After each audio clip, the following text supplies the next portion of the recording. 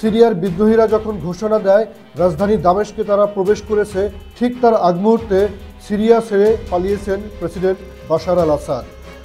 Asad Syria ছাড়ার পর সামরিক ও নিরাপত্তা বাহিনীর সদস্যরা দামেস্ক বিমানবন্দর এবং প্রেসিডেন্টের বাসভবন ত্যাগ করে সরে যায়।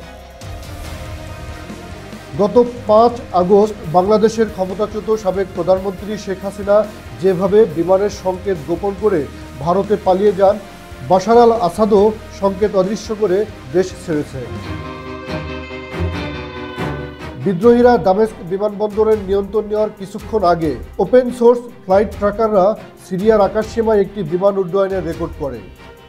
এতে দেখা যায় ইলিউশন 76 বিমানটির ফ্লাইট নম্বর সিরিয়ান এয়ার 9218। দামেস্ক বিমানবন্দর থেকে উড়ে যাওয়া শেষ ফ্লাইট ছিল এটি।